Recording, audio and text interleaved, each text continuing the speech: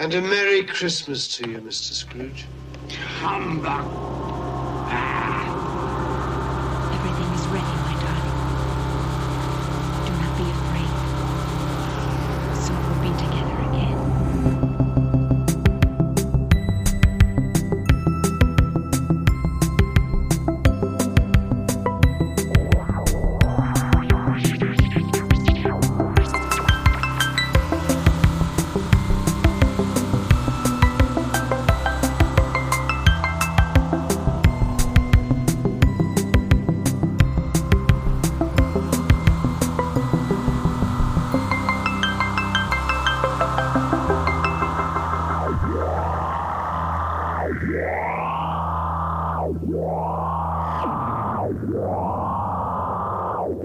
This sandwich tastes as dry as hell.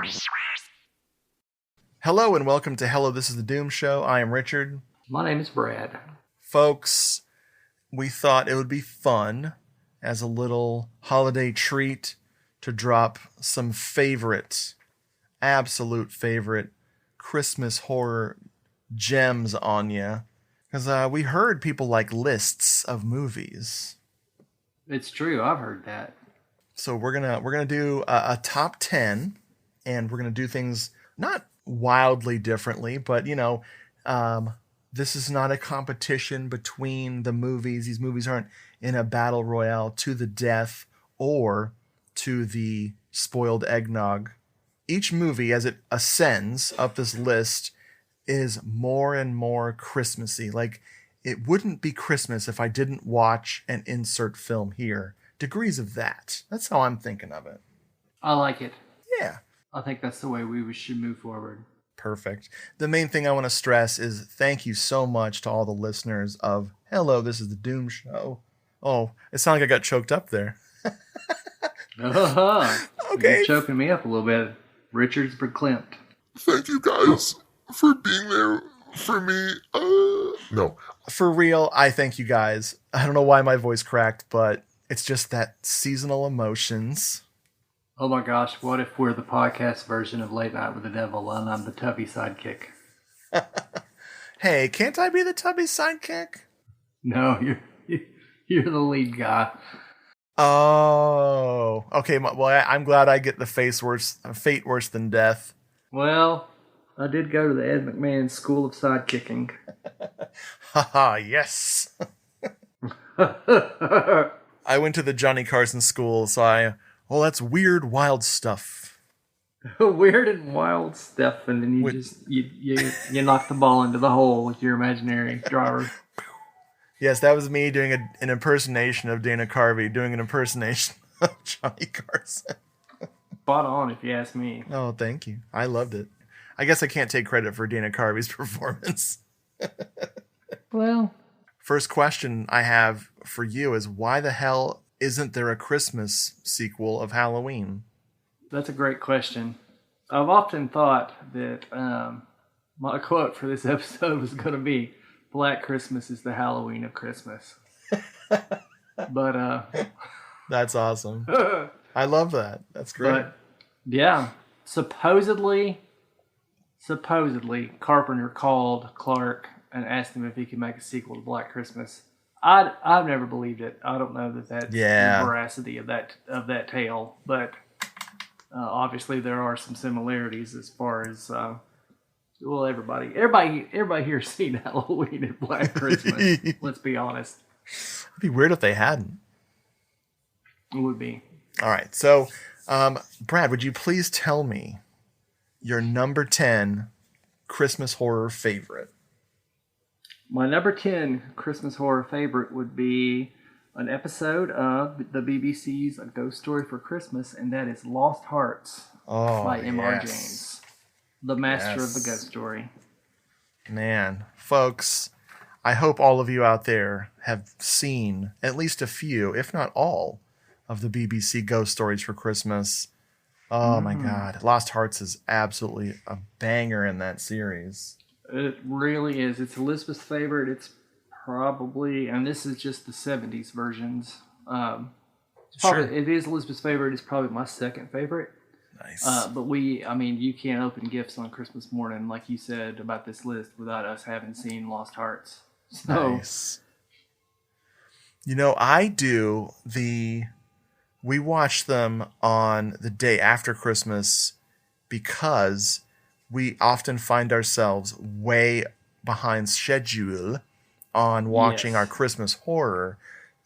And so the BBC Ghost Stories for Christmas and related titles, because there's a few that aren't official ones that we also include. Mm-hmm. And we fire those up like right on the day after Christmas and just keep them going, especially at night. It's perfect. Yeah. Oh, man. Oh, I wish it would all last forever. I'm telling you. What's your number 10? My number 10, I'm just going to make a guess that this is going to be way, way higher on your list. Just a guess. The Legend of Hell House. Mm-hmm. Not way, way, way higher, but yes. Okay, yes. Legend of Hell House, 1973. It has been in my life since I was young. I remember renting it when I was like 12 or 13, or maybe seeing it on TBS or something on a Saturday, and just scared and intrigued. And it gets scarier as I get to adulthood. It's just so enveloping and just a wonderful movie. And I enjoyed the book as well, which you gave me a copy. I did not realize I had done that, but I'm glad I did because it's an excellent book. It's all real. I'll say more when it comes up in my list. Alrighty, well, then in that case, what is your number 9? My number 9 is a newer. I think this is the newest on my 10 list, and that would be the BBC's recent adaptation of M.R. James's The Mezzotint. Yeah. I find it to be extremely effective. There are some changes made from the book, but they're not. They don't really address the story's the same, essentially. It's got Greg Kinnear as the lead. I love Greg Kinnear from Count Arthur Strong and from Bond. But he does an excellent job in the lead, and I do find it legitimately hair-raising. I think there are a handful of the new ones that, in my opinion, match that are of quality that you could stack up against the 70s versions. Nice. And the Mezzotint is definitely one of them. Well, I'm going to add it to my playlist this year because I'm struggling to remember if I saw it, because I watched a bunch of the newer ones at the same time last year or the year before, and I hate to say it, they're getting melded in my mind. Blurred together. Sure. I will make sure to pay attention to this one this year. Yeah, I don't think you'll be disappointed, or anyone else. I think it's an excellent adaptation. Mark Gatiss, of course. Yes, I think everyone will enjoy the Mezzotint. Nice. Yeah, I'm curious to see. I know I might have watched Tractate Menoth. Yeah, that's the one I watched. I watched that one and maybe Count Magnus. God, I love Count Magnus. Yeah, it's probably my favorite M.R. James story is Count Magnus. Nice, and I've definitely seen. It's very high. I've definitely seen the new version of Whistle and I'll Come to You. Yes. Yeah. I do not care for that one myself. It's different. Very different. Yeah. I mean, they tried something different. For me, it didn't work, but there's those mid-range ones. There's the Whistle I'll Come remake. There's the Ash Tree number 13. Oh, yeah. The ones out of those that I like the most are, with a pair of cursed binoculars. Dadgummit. Anyway, I don't think those are as high quality as the 70s and then what came with Mark Gatiss. Right. I think Mark really knows what makes the ghost story tick. Of course, a few of his I think have been misfires, but it's been a very high ratio of quality in the new ones. Nice. What is your number 9? My number 9 is Night of the Comet, 1984. Very nice. A movie from my youth that I remember loving as a kid. Only ever watched it the one time. Had no idea it had Christmas in it. Because it's in Los Angeles. Yeah, until a couple years ago. Maybe it was the year before last or last year that like I just felt like I rediscovered Night of the Comet, and it's got tons of Christmas in it. It's just one of those movies that gets better every time. I love it. Absolutely love it. It does. It is not on my list, I will say, but I'll also say Nashville has the Belcourt Theater, which is where we went and saw Maxine, in 35 millimeter. So she sent me what they were playing for the holidays, and it was a lot of stuff. It was a lot of good stuff, a lot of holiday stuff, but the only thing that I was remotely interested in, they were playing Night of the Comet in 35, but it ended up being on a night we were having something to do, or we couldn't go, but that was the only thing that really did interest me, because I do dig Night of the Comet. It's not one that I saw as a kid at all. Picked up the Blu-ray when it came out, and we really enjoy it. It just didn't make my top, Yeah. It's hot stuff. But it's really good. It's got the Chakotay from Star Trek Voyager. And he is in rare form in that. He is absolutely gorgeous. Gorgeous man. All right, Mr. Brad, beautiful. What is your number 8? My number 8 is an episode of an HBO series some folks might remember called Tales from the Crypt, and it is their adaptation of an EC comic titled And All Through the House. Nice. Nice. The team of people involved in this episode is unbelievable. You've got Dean Cundy of Halloween fame, John Carpenter films. Sorry, Mabel just launched herself off my private parts. But it's the story about the killer Santa Claus. It is absolutely on a par with the story itself, and from another adaptation, It's Not Christmas. And see, this is one that we watch on Christmas Eve. As I've probably said on the show before, Christmas Eve is my favorite day of the year. It outshines my birthday or anything else, because Elizabeth and I are at home watching Christmas horror films and episodes all day long. We culminate in a certain film. Probably, even if you don't know me, you probably guess what that is. But Yep. But yeah, we have a wonderful time. So I always love it when we get it in, because it is an excellent adaptation of that story. Cool. Yeah. Yeah, I'm familiar with the film from the 70s, early 70s that adapted it. Mm-hmm. Which one is that? Tales from the Crypt. Thank you. Speaking of genres I mix up, horror anthologies from that era, be they Amicus or not, I always get everything mixed up. So, yes, I'm familiar with that one. Definitely haven't seen the Tales from the Crypt that I recall. You haven't? Really? I don't think so. First season, and it's one of the first couple of episodes. I have to look now. I'm sorry. No, it's all right. No, I've just seen, like, definitely one of the mid seasons. I was home enough in my youth to catch it, but I never got to backtrack. I've still never backtracked with that show, even though I shamefully bought all of them used. Mm-hmm. In the my early days of collecting horror, and then I never watched them. So bad. You should. It is the second episode of the show. Oh, wow. Aired June 10th, 1989. Robert Zemeckis directed it. There's no weird Polar Express going on. Fred Decker of Night of the Creeps fame wrote it. Damn. Mary Ellen Trainor stars as the wife. You've got Dean Cundy, as I mentioned, on cinematography. It's a very good adaptation. If you've not seen it, I highly recommend you seek that out. I will. I absolutely will. And please let me know what you think, because I just absolutely love it. Can do. All right. My number 8 is a little movie called Black Christmas, the 2006 version. Well.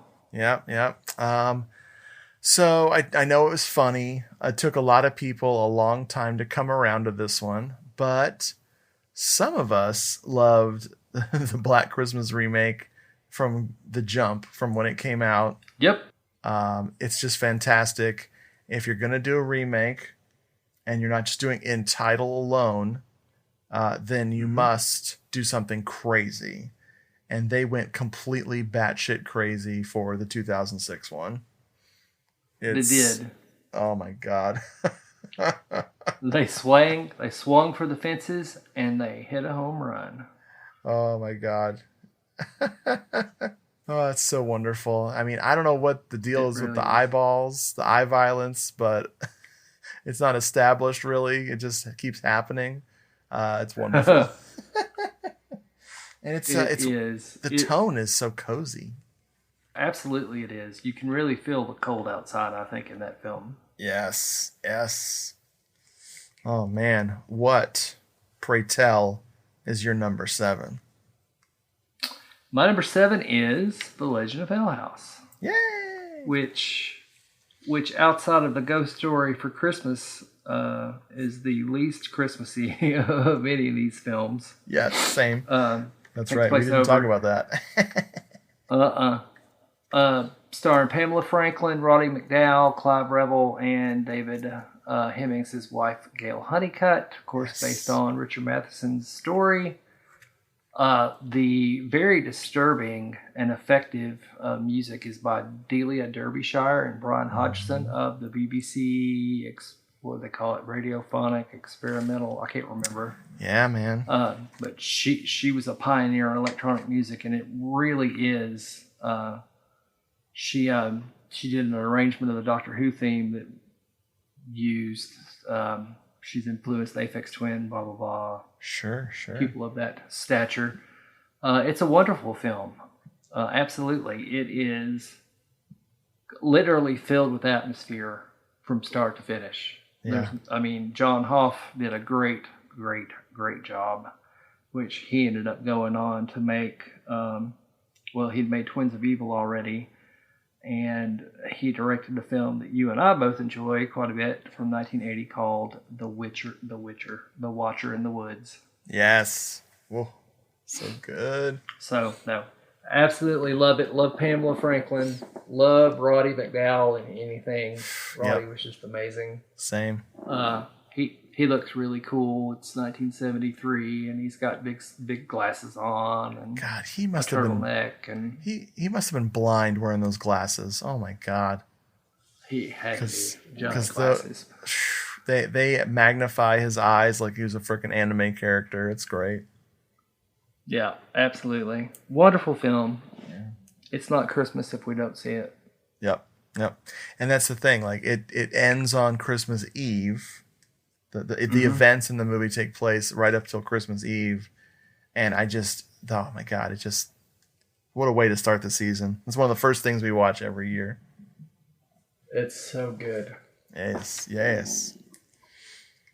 All right, my number 7 what is your number? Oh, it's the OG Black Christmas. Well, yeah. I mean, just for the fellatio joke alone, that's the only scene I watch. No. Speaking of movies where you can feel the cold, Black Christmas, just great. Yes. I don't know what else to say about it. It and Legend of Hell House, I will say at this point, are the classy movies on my list.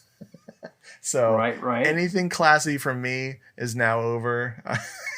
I have a lot of great, we'll say it's trash, but written in cursive trash for the rest of this list. And I suspect you might have more to say about that movie later. I will, absolutely. I will. All right. You're right. What can you say about it at this point? Yep. But yeah. All right. I would like to know your number 6. My number 6 is another ghost story for Christmas. But this one is not by M.R. James. This one is by Charles Dickens, and this is The Signalman. Yes. Starring Denholm Elliott, which most people will know from the Indiana Jones series, but just a great British actor. This one's haunting. It is directed superbly.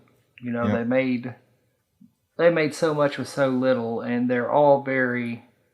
Even this one is even much like M.R. James's stories, as to where it just kind of sneaks up behind you and then clunks you over the head. Yeah, man. Oh my God. But it's just an excellent character piece. Charles Dickens had been in a train wreck, and it did haunt him late in life, and that is when he, from what I remember reading, is when he wrote this excellent story. If you've not read or seen The Signalman, I highly recommend it. Yeah, every frame is a painting in that one. It is so beautiful. Just it really is. My God, yeah.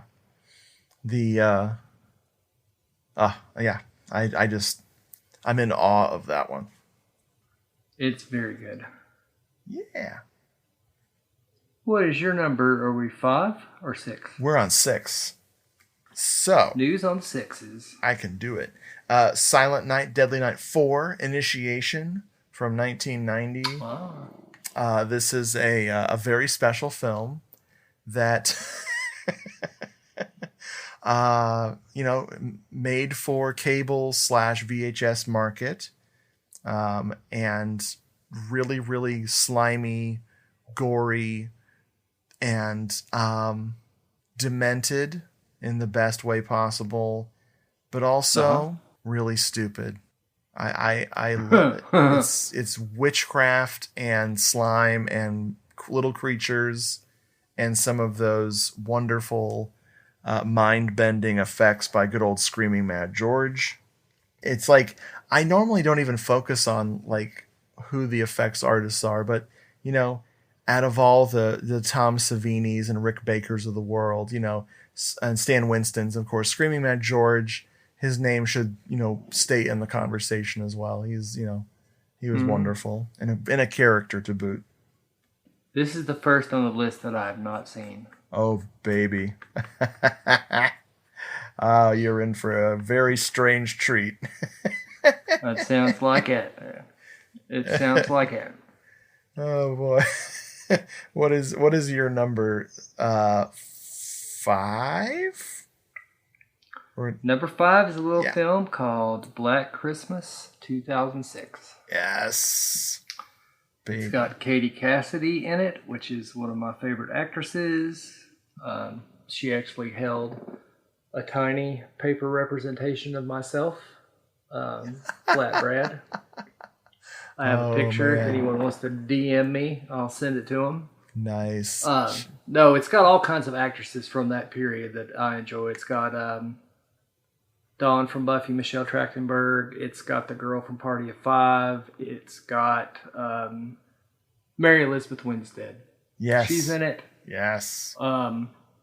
Goldie Hawn's less famous son is in it. What's his name? I can't think. Sure, Kate sure. Hudson's brother. Oliver Hudson.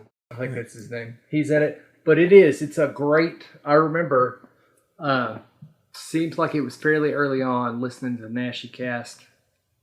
I can't remember if he brought it up or if I brought it up, but Rod agreed that this was an excellent little film. And I thought, okay, well, I can trust Rod. Yeah. Because this was a shibboleth of some kind. Dude, that's a great way to put it. Nice. Yeah, because it's an excellent film. It builds on the original while being very faithful to it. It's beautiful. It's just a beautiful, beautiful film. And it's got some gore in it. If you're lucky like I am, you own the DVD with the other alternate ending. Merely because it's not been on Blu-ray in America yet, which I don't understand. But whatever. Yeah. And it's Glenn Wong and what's the other dude's name? They work... James Wong and Glenn Morgan. They worked on the X-Files together. So I thought it was going to be good, and it was. Totally. So it's not Christmas. We watch it every day, every Christmas Eve. This is one of the ones we watch. Yeah. The only thing that I would say is a criticism is it pushes the unlikable characters not over the top for me, but close to it, where it's like, is there something wrong with this house? Like, is the plumbing backed up? Is the laundry room broken? are people stealing each other's food during the week because everyone's already at each other's throats? Like, they need this Christmas break so desperately. Mm-hmm. But it's not like, some modern horror movie people making slashers nowadays confuse the idea that slasher movie victims have to be unlikable. Right. They're not going that far. It's just riding that line. Because, what modern filmmakers should remember is that characters in old slasher movies from the 80s usually are lovable. Even the shitheads are kind of lovable. Yeah. Yeah. Well, I kind of think that follows along with the original film, because the original film is not filled with lovable people. That is true. That is true. You've got the final girl. She is not overly friendly, and then of course you've got Margot Kidder. She's like Katharine Hepburn, just for the 70s. She's a mess. Yeah, she's a mess, but she's like a body drinking gal abroad, Yep. Mm-hmm. I love it. So, my number 5 is actually a part 5. And that is Silent Night, Deadly Night 5, The Toy Maker from 1991. The Toy Maker. Oh my God. Is this the infamous one with a famous star? Yep, this is Mickey Rooney. Wow. This movie is it's a sequel to part 4, but it's a spiritual sequel in that it has very little to do with the number 4. There's just little nods to part 4 in it. It's very silly. It has too much stuff packed into it. It is like it would be like a fruit cake with a Christmas goose on top of it inside of a candy cane. Like, it's so much. But yeah, it's crazy, and I don't want to spoil anything for anyone who hasn't seen 5. Not going to say anything more. You need to see it. It's wild. I don't know if you should, even if you just watch it by itself without seeing the other 4 movies before it, you'd be fine, because it's just so weird. So I have not seen it. Oh boy, you're in for another treat. Very different treat from part 4. And that's what's great about this series is they're all so different from each other, except for 2, which is just one again with some funny scenes in it. But, Wow. Yeah. Brad, tell me your pithy number 5. I'm ready for 4, I think. Oh, I'm sorry. Your number 4, please. My number 4 is a film that was on television in 1972. Oh. It was written by Joseph Stefano, the screenwriter of Psycho. It was directed by John Llewellyn Moxey, who directed The City of the Dead or Horror Hotel, as well as a lot of TV stuff. It stars Sally Field, Jessica Walter, Eleanor Parker, Julie Harris, Jill Hayworth, Walter Brennan. Was produced by Aaron Spelling and Paul Junger-Witt. This film is Home for the Holidays. It is a made-for-television slasher film from 1972, and it predates a lot of things. There is a lot here. There is a lot here that is straight up slasher film. It has not had an official release other than on an Echo Bridge set, which, as we all know, is not a real release of anything. Sure. But it is a fantastic slasher film that takes place at Christmas. Just everywhere you turn is quality. ABC produced it along with Aaron Spelling and Leonard Goldberg, Paul Junger-Witt, who of course produced The Partridge Family, The Golden Girls, Soap, Benson, It's a Living, Empty Nest, and Blossom. So there's a lot of talent, and it's such a fun movie. And it is over in 74 minutes. You can find it on YouTube. It's the first one we watch every Christmas Eve morning. Gets us in the spirit of things. somebody is killing these sisters. They are dressed in a yellow rain slicker, and there is a pitchfork involved. I've always found it very interesting that they're apocryphal or not, that there's talk that Sally Field could have been Alice in Friday the 13th. Wow. And I think I've always thought that was crazy because she was already very famous, Smokey and the Bandit, this, that, and the other. Yeah. But she had already starred as a final girl in a slasher film. So I think this one's pretty cool. I love it. Yeah, that's a great one. You know what's funny is I always forget about it every Christmas because I think it's on Thanksgiving. And I don't know why. I don't remember it as a Christmas thing. I have no idea why. It'd be cool if it was Thanksgiving because we don't have enough Thanksgiving horror films. Well, I'm going to make sure I watch freaking Home for the Holidays this year because I was going to skip it. So thank you. You're welcome. But you know what's funny? Aaron Spelling, the man who touched everything became gold, like King Minus, that's his name. The Christmas episode of T.J. Hooker I watched today was executive produced by Aaron Spelling, and it was garbage. So we need him to be the producer. We need his producer's touch, not his executive producer's touch. That's right. That is right. Oh boy. Oh. It was the movie of the week. ABC movie of the week was the slasher film. Awesome. Is it? So cool. It's just crazy. It's just crazy. Yeah. They were like just seeing what works, and I think that's beautiful. What is your number 4? My number 4 is a number 3, and that is Silent Night, Deadly Night. Are you sensing a pattern here? Part 3. I am.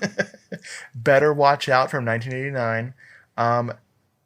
Unlike the rest of this franchise, I absolutely love this movie for putting me in the Christmas spirit. It is, I don't blame anyone for not liking it. It's very slow. It moves at they call it a glacial pace, which is, it just doesn't go fast. But all of the dialogue is crazy. The situations are just stupid and bizarre. You've got 2 people from Twin Peaks in it. You've got, speaking of unlikable characters, the final girl in this is such a dick. It's hilarious. Really? She has this disaffected scream that she does, and it's horrid. She screams the same way every time with the same bored kind of scream that she could have recorded it at the beginning of the movie, and then they just could have played that same audio clip over and over again because she does the same scream over and over. It's so funny. But she's just part of what makes it so great, is her being such an unlikable character. I can't remember if it was last year or the year before, but Amazon had a stellar deal on Silent Night, Deadly Night 2 and 3 together. Oh, wow. And I bought it. And I want to say we watched 3, but right now I'm having trouble recalling it. Yeah. Well, we didn't watch 2 because I know 2 is mostly 1. Ugh. Yeah. I love the parts of 2 that are new, but I never watch it. That clip show shit pisses me off. Yeah. Is the Boogeyman 2? It's kind of the same way, isn't it? Yeah, it's brutal. Yeah, I feel like those 2 films compete for using the most clips from the original. It's shameless. Yeah, I've never seen the Boogeyman 2, but I remember you saying that. It has some fun stuff in it. It's honestly, I'm glad I've seen both of those sequels because the stuff that's new in them is wonderful, but it's just so frustrating what could have been had they actually made a film instead of just making 2/3 of a film or less. I recommend that Vestron set, the Vestron Blu-ray triple feature of 3, 4, and 5. Highly recommend that. I should. It's good stuff. All right, man. I want to hear your number 3. My number 3 is the All Through the House segment of Tales from the Crypt from Amicus from 1972. Sweet. Starring Joan Collins as the wife. Oh, baby. Every year I pause it on the really nice stereo they have in their house, and we Google to see if we can find one to buy. Oh, wow. No luck so far. It's perfect in every way. It's your classic demented serial killer loose from an insane asylum wearing a Santa Claus costume. It's just really good. I highly recommend it to anyone. I place it so high because that was an early part of our Christmas horror. Sure. Because I knew that was a Christmas horror. I'm like, Tales from the Crypt's got that really good segment. I used to watch it on cable at my grandmother's house when I was a kid. That's the first place I saw it. But yeah, All Through the House, Tales from the Crypt. Sadly, the rest of the movie, Tales from the Crypt, does not get watched like it should because we watched the Christmas segment and then pull it out. And then, honestly, at Halloween, what we ought to do is just do the reverse and just skip the Christmas segment and watch the other part. That's a great idea. That's a great idea. Yeah. But yeah, that is my number 3. Well, you know how I feel about good old Joan Collins, man. I love her. Oh, yes. I knew who she was from popular culture, but I didn't know she'd done horror movies. So when I was getting into horror movies, I was richly rewarded with I Don't Want to Be Born, a.k.a. The Devil Within Her. I absolutely loved her in her double feature of The Stud and The Bitch. 2 of the tackiest films you'll ever watch. Oh my God. They're not horror, by the way. They're horrifying. Right. They're very horrifying, but in a different way. All right. My number 3 here is a little movie from 1980 called Christmas Evil. Well. And I'm telling you, now I know I said these movies aren't fighting, but when we get to my number 2, I just want people to know this was the hardest I almost switched these so many times, but I just left it. I gave up. But yes, Christmas Evil. I show this to an audience who doesn't watch a lot of horror. If you have friends that don't watch a lot of horror movies, I strongly recommend you dropping this on there with no preamble. I did this by accident one year, just threw it on. It was my first time seeing it, I think, showing it to a group of friends, and we were cheering this movie. Love it. It just captures the madness of, it's like Maniac Light or something, or like Ho Ho Ho. It's the Taxi Driver, but without the grimy New York shit. It's like the grimy Canadian shit or something. Yep. Yeah. I can't recommend Christmas Evil enough. Hopefully everyone's already knows how magical it is, literally and figuratively. That is fantastic. Thank you. I want to know your number 2. Number 2 is Silent Night, Bloody Night, a 1972 slasher film that features POV of the killer and calls coming from inside the house but before Black Christmas, before Halloween. It stars Mary Warnov and Luigi Pistilli's ugly American cousin, James Patterson. Yep. This movie is amazing. There's sepia tone. It's giallo aspects. It's a black glove killer. There's a guy that was in Star Trek. It was produced in part by Lloyd Kaufman, in part by Cannon Productions. Yes, the Cannon Film Group. Dude, I'm telling you. Directed by Theodore Gershony, but also among the cast you get a lot of the Warhol Factory Gang. John Carradine agreed to play a part as long as he didn't have any dialogue. They granted his wish. It is a slasher film. It is a proto-slasher. It is a giallo-inspired film. It is never been released on any kind of good, really, really good transfer. Nope. Because it is in the public domain. It fell into the public domain, so I don't know why somebody doesn't just clean it up and put it out. I'd buy it in a heartbeat. Blu-ray. We typically you could find it in Mill Creek packs. It was it's one of the real gems of like the entire Mill Creek catalog. Yep. This movie that you could tell was beautiful underneath all the scratches. I can remember having someone over at Christmas time to watch it, and all of us just really enjoying it. This is our penultimate viewing of Christmas, typically Christmas Eve. Nice. Kind of all builds up towards this. Highly recommended. 83 minutes.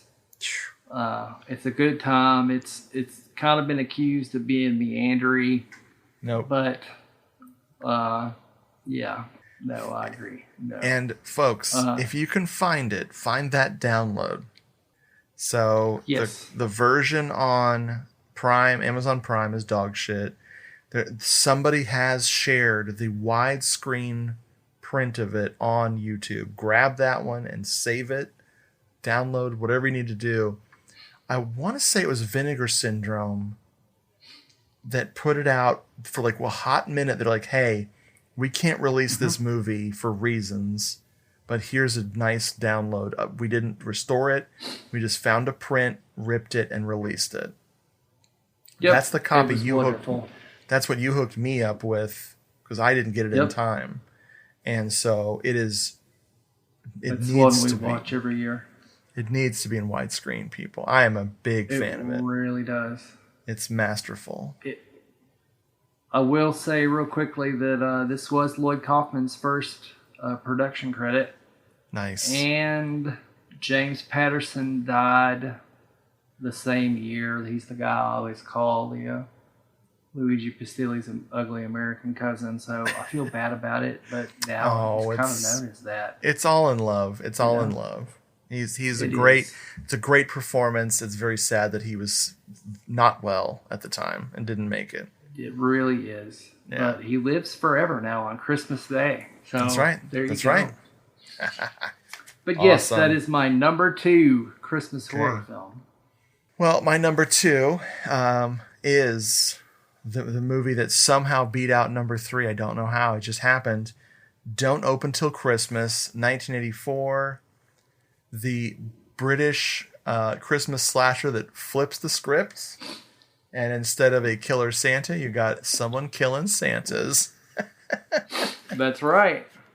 This is tacky and stupid and that awful British, know what I mean? Know what I mean? Elbowing you in the ribs kind of movie. All the characters kind of suck in it. But in a good way. It's just, I've never seen anything like it. Good old Edmund Purdom was supposed to be the director. He was going to direct and star, and he was so bad at directing that they quickly hired someone to actually direct it.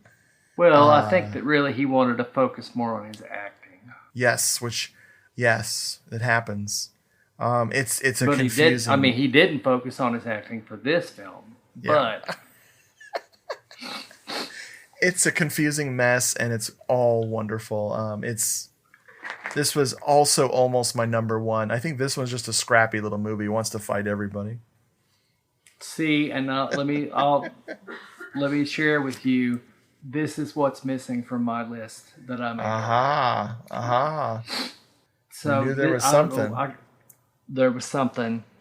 This movie. Okay, so you just find a guy that says he's a screenwriter, and you say, I need you to write the opening scene of a slasher film where somebody mysteriously kills someone dressed as Santa, and they write that scene.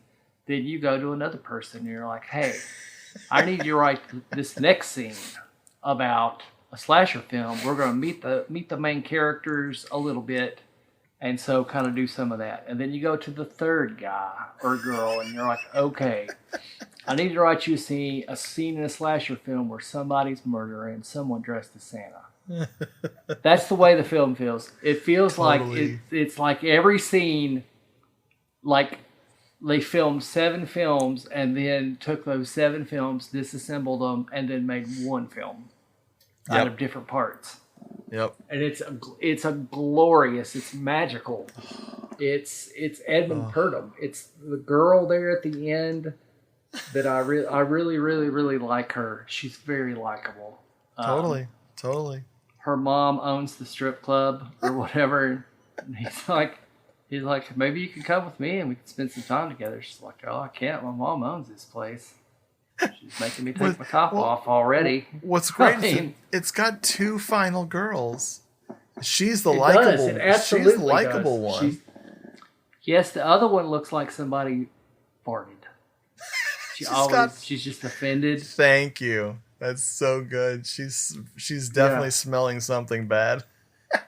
Yeah, and her boyfriend, he does suck. I mean, he sucks. He's my awful. God. But this movie is held together by whatever the British cellophane tape. I guess maybe they call it cellophane. But yeah, this is the one that I wrote. I'll tell the audience, our friends here, that I wrote the list earlier and then came home without it, and then I had to quickly reassemble from memory my list. This one gets played on Christmas Eve. It's just so much fun, dude. And it's stupid. It's crazy. It's just a lot of fun. And like that ending, that last scene, you're just like, wow. Oh my God, yes.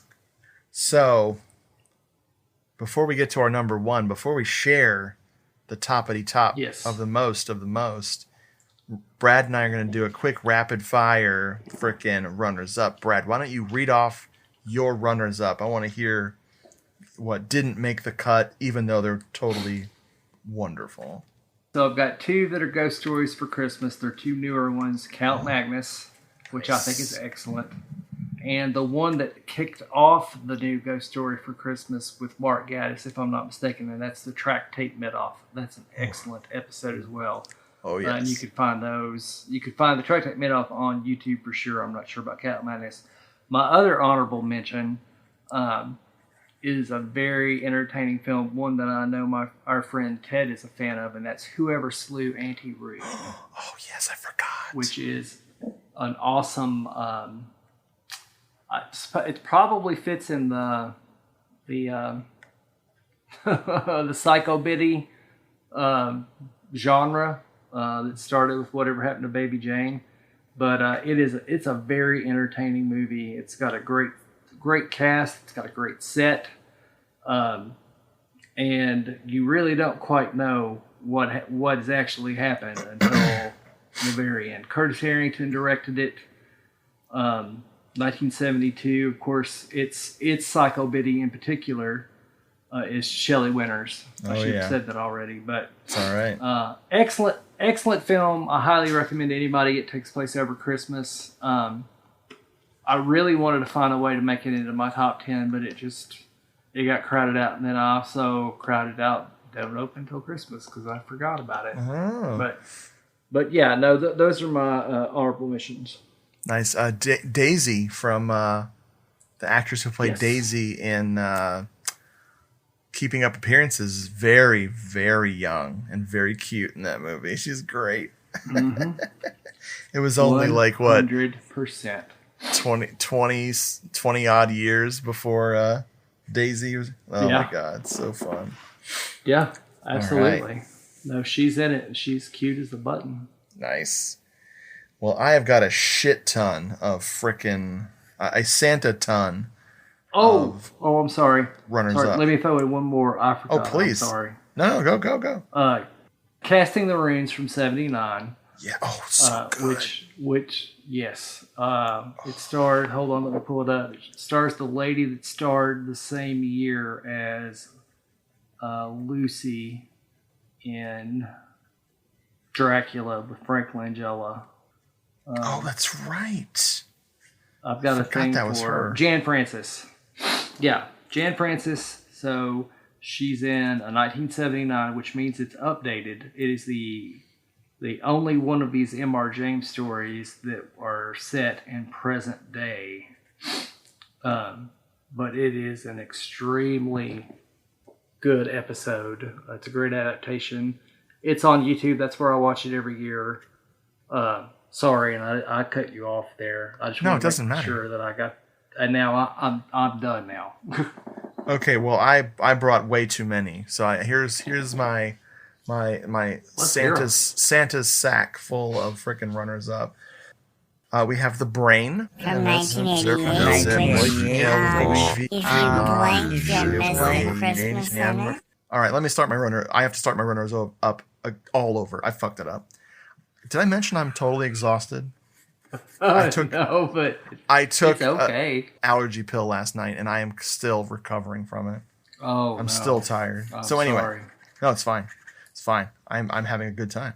So I forgot one of my runners up already again too. So yes. So rewind all this shit. So I have too many runners up. I'm going to run through them real quick, which is a lie since I've had to start over already. The Brain from 1988. It's about a killer brain. And it takes place in Canada, and there's lots of Christmas shit in it. It's really funny. Do they have Christmas in Canada? No, I mean now they do. They do now. This movie was so popular they decided to start doing it. Okay. I, Madman is from 1989 is absolutely essential viewing. You need to see that shit, folks at home. Yeah, it's good. It's good stuff. You'll blink. If you blink, you'll miss the Christmas in it, but I swear it's there. I promise it's in there. Next up is P2 from 2007.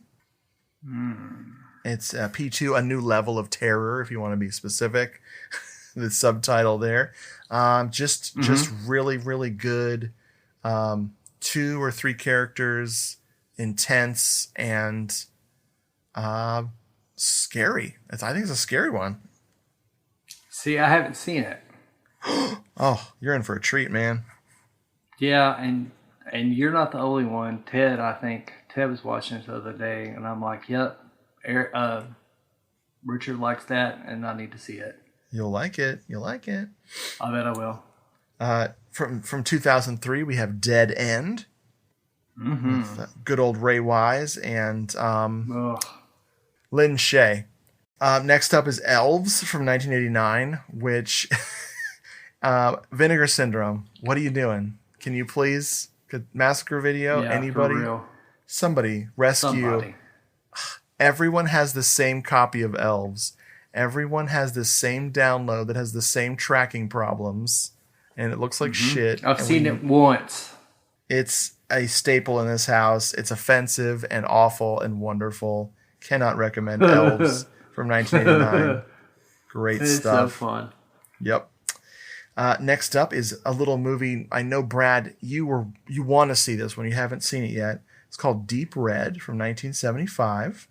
Bloody hell, man. How did that not make my list? Of course it's Christmas. We even talked about watching it, me and Elizabeth. I'm so stupid.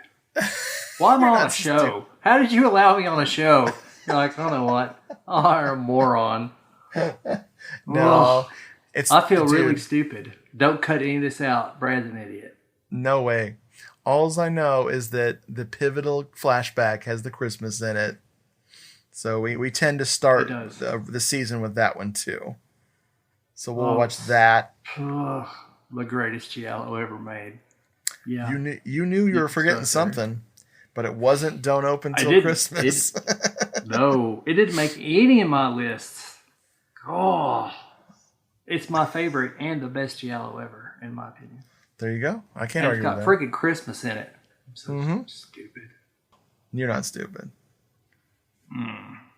Next up is the original Silent Night, Deadly Night. I just want to give it a shout out for being so original, and nobody saw it coming. Even though Christmas Evil beat it by 4 years, the marketing, like the juggernaut of marketing.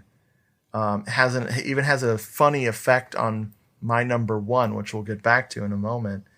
Just love it. Interesting. The Silent Night remake, that they put out in. Yeah. Is that 2012? Yeah. I like that a lot. Something like that. Speaking of doing a sequel, doing something different with it. Wonderful movie. Yeah, they did. And my last two, I'm going to say you have to watch these back to back because we did, and it's wonderful. I'm talking about The Oracle from 1985 and Prime Evil from 1988, both directed by Roberta Findlay. Nice. One of the most important figures in the grindhouse circuit. She like helped shape what the roughie became. She made a lot of porn. Her and her husband made a lot of porn. And then she found that horror movies were lucrative. So she made like 5 horror movies back to back almost. And they're all really silly. But The Oracle is very Christmassy, and Primeval is also almost as Christmassy. But yeah, recommend both of those. What's the film that I've seen of hers? There's Lurkers, and then there's. Did she do I Dismember Mama? No, that's I don't know who did I Dismember Mama actually. She also did one called Blood Sisters. Are you thinking of a night? Are you thinking of A Night to Dismember? A Night to Dismember. Yeah, that's what is her name? That's a different directress. Doris Wishman. Yes. I have still never seen that. That's what I've seen. I've seen A Night to Dismember. That movie apparently is completely wild. I guess it's excusable to confuse Doris Wishman with Roberta Findlay and in the 80s slasher horror. I think honestly they had similar careers. Doris Wishman might be more artsy, I think. I'm not sure. I have to explore that. But yeah, Roberta Findlay she's just a joy. She's so fun. Those are all my runners up. I apologize. I had like 20 of them. No, I'm glad. I'm glad you did. Hey there, folks. It's Richard. I'm just cutting in real quick because, despite our long lists, we forgot stuff. Brad wanted me to mention one of his other favorite things to watch every year is The Stone Tape from 1972. I have 2. One belongs in my honorable mentions, and that is Trancers from 1984. I love Trancers. But the one that annoys me the most is I forgot to mention frickin' To All a Good Night from 1980. I love this film. It would have been in my top 10, but I forgot it. So there you go. Shout out to Simon, who's a big fan of that film as well. Okay, that's it. I go back to being jolly. Bye. Yes. All right, Brad. We're down to the wire here. I need to know your number 1 Christmas horror movie or show. No surprise here. It's Black Christmas, 1974. Yes. One of Bob Clark's 2 Christmas masterpieces, along with A Christmas Story. It's amazing that this man did 2 such disparate films so well. I can't say anything about Black Christmas that I haven't already. Many years ago, I had a blog. I don't know if folks remember what those were. But I interviewed some people, and one of the peoples that I interviewed was Hello, This is the Doom Show co-host Jeffrey. Oh. And one of my stock questions was Halloween or Black Christmas. And Jeffrey went Black Christmas. And so I messaged him to see if I could, ascertain if that was still true, which I assumed it was, but I wanted to check. And 2, if he didn't mind if I mentioned it.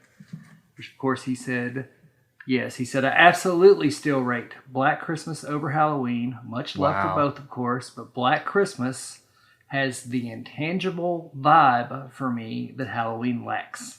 It's the apple of my slasher eye. Quote me on that. And so, therefore, I have. Nice. That was what I was thinking about way back when I said Black Christmas is the Halloween of Christmas. Because it is. Also, I asked Ted, I'm like, what's your favorite Christmas horror film? And he's like, well, it's Black Christmas, isn't it? And I'm like, yeah. I mean, if you're leaving it up to me, of course. So, so yeah, those are my quotes. I wanted to quote Jeffrey. It was good to hear from him. I hadn't heard from him in a while, and we just don't talk a lot. He has built a John Dixon car collection that makes mine a mere pittance, which is fine. I'm so glad he sends me. I'm not. You'd think I'd be jealous and hate his guts, but I don't. I'm thankful because he's living the dream. I don't know where he puts these books. I asked him. I was like, "Are you opening a bookstore?" He's like, "No, these are mine." Hey, more power. I mean, we have got way too many books ourselves. Same. I'm not saying he's got too many. I'm just saying, but he has built a beautiful collection of John Dixon cars, and he likes him. That was so, because I think I introduced him to car. I have a lot of people. Nice. But yeah, I wanted to quote him on that. Gosh, that my blog is like a decade ago or somewhere around there. Oh man, I don't even have the password to get in. It's where it is on the internet, and that's where it'll be until they wipe it off there when they need some room.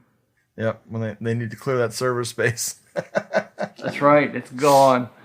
It's Yellow Razor. Yep, Yellow Razor blogspot. Love it. Yep, because Giallo, Razor, murder. Mm-hmm. I mean, I think you're getting what I'm laying down here. God have mercy, what's your number one? God have mercy. My number one is Silent Night, Bloody Night, as we talked about, 1972. Oh, dang. Oh, heck yes. I really didn't know what it was going to be because I'm stupid. We established that earlier. No way. I'm just zigging and zagging over here. No, the thing with this movie that I wanted to mention is its title. Its original title was Death House. That's what it was filmed under. And then what happened was in 1984, when Silent Night, Deadly Night became such a huge hit, the producers of Silent Night, Bloody Night said, hey, wait a minute, we did this first. We did this before Christmas Evil. We did this before Silent Night, Deadly Night. So they re-released it as Silent Night, Bloody Night. Now it says on IMDb original title, but I don't believe that for a second. Nah. Unless I'm mixing it up and Silent Night, Bloody Night didn't strike a fire because they didn't have the legendary marketing team that made Silent Night, Deadly Night such a freaking hilarious force to be reckoned with. I mean, has a picture sold a movie more ever than just the rooftop with Santa coming out of the chimney or getting in the chimney? Yes. Or the freaking him just holding that freaking 9mm pistol. Oh my God, scary. Love it. But this one, I have the promotional poster from 1980 on yet another re-release that was under the Death House title. I actually have a Death House magazine ad that I bought off somebody, or like a trade ad or something like that tells you like a little bit about the movie to see if any distributors want to pick it up. And I don't think it even mentions Christmas at all in it. So they really didn't know what they had. But yeah, it's friends, that's in the will. Yeah. Right? Yes, exactly. Yep, it's going to be part of my estate. It's coming to me. It's all yours, baby. So, the coziness of that movie, the weird pacing. We watched it for Movie Party Crew recently. When I asked Scott about it, Scott was like, isn't that one going to put everybody to sleep? And I'm like, nah, dude, everyone's going to have a blast.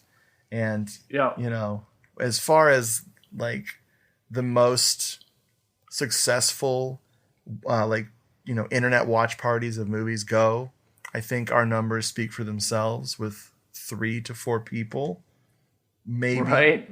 Sometimes it's just me and Scott, but no, it's just the testament of that movie is, yes, it's slowly paced, but it's just so much interesting shit happening. And then the sepia tone it's not just in sepia tone, it's in sepia tone plus some creepy filter that makes things look like, it makes it look like you're in like this weird yellow hell. It's like the contrast is too high. Very strange movie. Oh, and of course Mary Woronov. Oh my God! Speaking of Night of the Comet, oh man. Yeah, would you have ever imagined Mary Woronov would have been a doubleheader in the Christmas horror classic section? No, never in a billion years. Yeah, and this movie, Silent Night, Bloody Night, is the best. I think probably the best of what I call the late night Saturday night horror films. Yeah. My dream. It starts at 10 o'clock. Oh, yes. Or 11, you know. Yeah, my dream would be that Radiance just says, fuck it, let's do it. If Radiance Films did Silent Night, Bloody Night, that would be a Christmas present for everybody. Oh, my God. I just want more information. Like, that's the other thing is, I mean, you can look up all this stuff about it, but I mean, while, you know, Mary Woronov's still around, they should really just be like, do you remember making this? Right. That'd be the first question. Because, I mean, she's so good in it. I mean, that's the thing. It's like, there's this nihilism between both, like between that and Night of the Comet with her character. Like, her character is like, these extremes, and they're totally different characters, but it's just there's something about them that I find it funny that she ended up in this my list twice. That is funny. As you did. And yes, and I'm looking at a poster with her name on it, and I'm actually we're broadcasting from the living room for the first time ever because the library is filled with boxes. For Christmas. Nice. Elizabeth's currently gone to eat Indian food. And so Jack is here beside me. Hey, pal. Yep. And I don't know where Mabel went. But anyway, House of the Devil, she's in it, and I've got this giant poster. Oh, that's right. So I see her name all the time. My brain was reeling, trying to remember what it would be. I was like, oh yeah, that's right. You're eating Raoul poster. Yeah, sure. Yeah, actually, there's one directly to my left, and I've got two hanging. That's how much I love the House of the Devil. I've got two posters hanging in the living room. If only it was a Christmas movie. I'm telling you, Elizabeth, when we moved in here, she's like, "Now I'm not going to allow you to put all our movie posters up in the living room." And I said, "Okay, we'll do whatever you want." She's like, we need to put some horror film posters up in the living room, and I'm like, that's what you want. I'm here for you. I'm here to make you happy. That's right. I am a good husband, and merely doing what you're laying down. That's right. Leetta gave me the horror hallway, so I put all the horror movie posters in one hallway.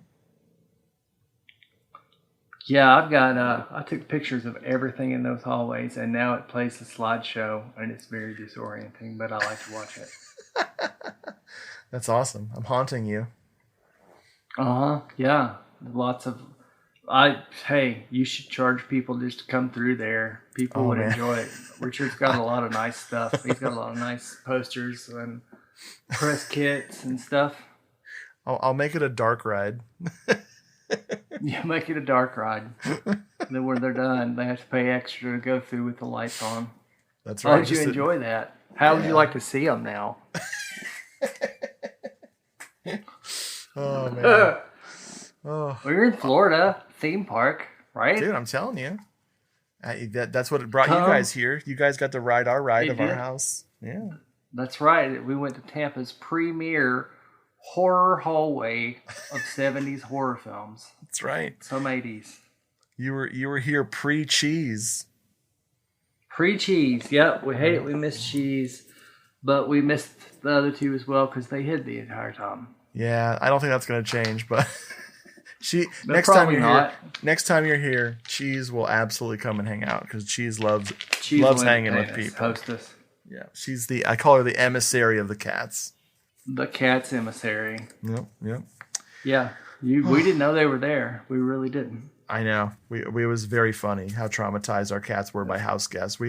They'd never experienced house guests that spend the night before, so it was totally insane. Yeah. Whatever. We certainly did not mean to be threatening. It's their fault. It's their problem. They missed out on all those pets. That's their fucking problem. Well, They missed out on love. They missed out on pure Hogue love. Yeah, they did. We have cats of our own. We know how to love a cat. That's right. Well, man, we did it. We talked Christmas. We did. Oh, hey, everybody should go to YouTube and throw in there W.F. Harvey, The Clock. It is like a 12, 13-minute ghost story. It's from the classic era. Very unassuming and also terrifying. I want to see that. If you're needing a ghost story for Christmas, throw that in there. I think Bite Size Audio Classics is your best bet. I really like him and the way he reads practically anything. British guy, they could read the phone book. But W.F. Harvey, The Clock. It's a great little ghost story out of nowhere. Nice. Very cool. And folks, thanks so much for listening. 2024. Thank you. This was a big year for the show. We took 2023 off. And we tried to come back with a vengeance. And I hope you guys have enjoyed the comeback of the show. Hope we brought it. Heck yeah! I hope your 2024 was better than mine. It sucked. Yeah, it wasn't January. Great. No, it wasn't. No, it sucked here too. Yeah, don't cry for me, Argento. I don't know what I'm doing anymore. I host so few. It's like I get nervous like it's 2011. Yeah. You want that first time feeling. I love it. You do. Twice a year, and that's what you get. My favorite thing about the old episodes, as far as I go, is my voice was like almost an octave higher. Did my balls drop from podcasting? I don't know why. My voice is so much deeper now. Maybe I hurt myself talking so many years. I don't know. We can't confirm. Yeah, well, you can if you want. I still sound like a slack-jawed yokel, but I don't mind. Your jaw's pretty tight now. I think your jaw's gotten tighter. Well, I appreciate it. I've been doing all those exercises, chewing down constantly. You're a tight-jawed yodel. Yes, that's it. Yes, that's what you were going to say. Ugly who. You're like, hey, why don't we do a Christmas horror? I'm like, yeah. Let's do it. And we did it. It's happened. Like within a relatively short amount of time. Yep. It's exciting. I'm glad you suggested it. I've enjoyed it. I said ho, ho, ho, and you said bro, bro, bro. Let's do it. I did. Bro, bro, bro. Yo, yo, yo. No. Bye, folks. Have the good holiday seasoning. Merry Christmas. Happy New Year. Bye.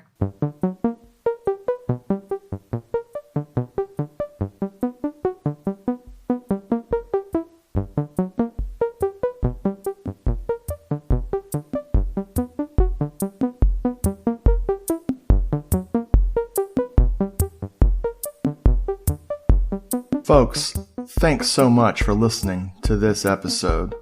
If you'd like to write into the show, send an email to doomedmoviethon@gmail.com or hit us up at doomedmoviethon on Instagram or at doomedmoviethon on Twitter or at doomedmoviethon at Discord, or go to Hello This Is the Doomed Show on Facebook and message us there. If you want more Hello This Is the Doomed Show, go to doomedmoviethon.com and click the podcast button for the archive, or go to YouTube and look up Doomed Moviethon and you'll find the classic episodes of Hello, This Is the Doomed Show. And if that's still not enough, I have written some books, about my love of movies over on Amazon.com. Just look up Richard Glenn Schmidt and you'll find Giallo Meltdown, a Moviethon Diary, Giallo Meltdown 2, Cinema Somnambulist, or Doomed Movie-thon, the book. Hello, This is the Doom Show is a proud member of the Legion Podcast Network. Go to legionpodcast.com and check out the other great shows over there.